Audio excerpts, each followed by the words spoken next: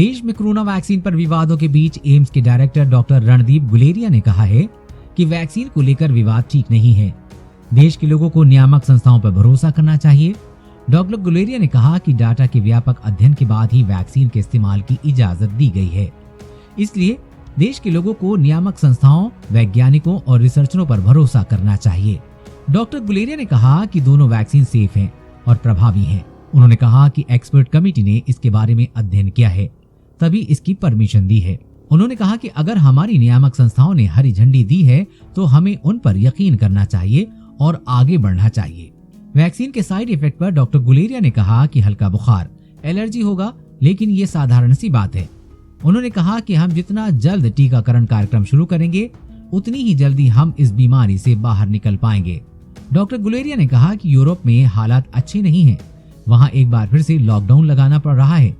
अगर हम विवाद में पड़कर वैक्सीन लगवाने में देरी करते हैं और अगर इस बीच ब्रिटेन का म्यूटेंट वायरस हमारे यहाँ जाता है तो हमें कोरोना के खिलाफ जंग में अब तक जितनी कामयाबी पाई है वो बेकार हो सकती है। बच्चों को वैक्सीनेशन पर डॉक्टर गुलेरिया ने कहा कि बच्चों का भी वैक्सीनेशन जरूरी होगा, हालांकि उनमें संक्रमण थोड़ा कम होता है, लेकिन इससे पहले बच्चों से जुड़े डाटा का अध्ययन नहीं किया गया है। अभी हमारे पास 5 से 10 साल के बच्चों का वैक्सीन कितना प्रभावी है ये डाटा नहीं है, इसलिए अब हम उन्हें वैक्सीन नहीं दे पाएंगे।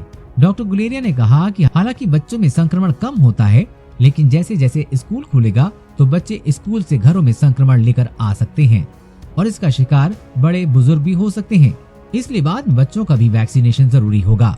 डॉक्टर गुलेरिया ने कहा कि अभी तक हमारे पास इस बीमारी की कोई दवा नहीं है, हमारे पास वैक्सीन ही एकमात्र विकल्प है।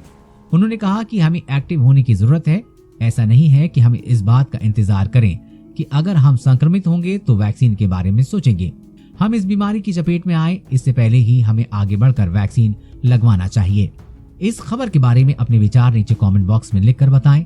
वीडियो को लाइक और अपने दोस्तों के साथ शेयर करना न भूलें। साथ ही कोरोना वायरस और कोरोना वैक्सीन से जुड़ी हर खबर सबसे पहले पाने के लिए चैनल को सब्सक्राइब कर लें।